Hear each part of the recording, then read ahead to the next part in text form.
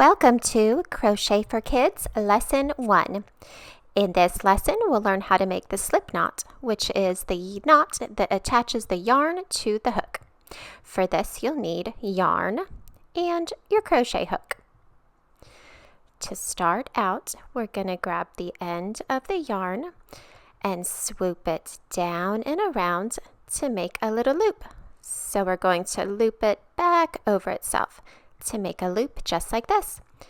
Then we'll take the end and put it under the loop we just made. You can see it makes a little heart or a little pretzel shape. Then we're going to take our hook and put it under the piece of yarn inside our pretzel closest to the end of the yarn.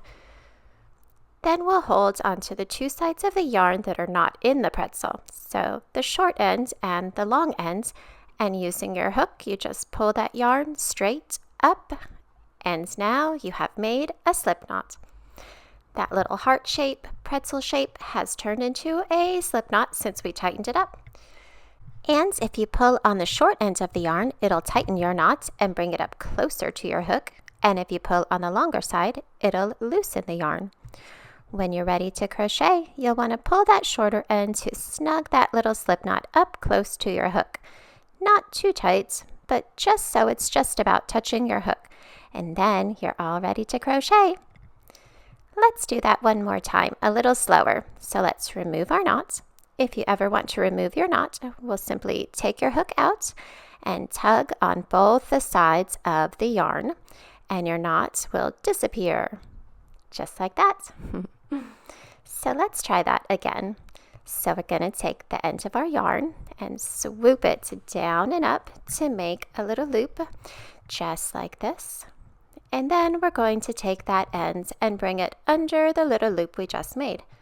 And you'll see we have that little rounded heart shape or kind of pretzel shape.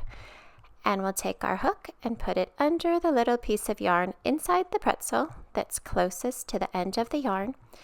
Then we'll hold on to the two sides of the yarn that are not in the pretzel, so the short end and the long end, and using our hook, we'll pull up, up, up to tighten that little knot. Now we should be able to pull on the shorter side to snug that little knot up close to our hook, or pull on the longer side to loosen it up. And when we're ready to crochet, we'll want to snug that little knot right up close to our hook so it's just touching. And now you have just completed lesson 1 of Crochet for Kids, so great job. I'm so proud of you.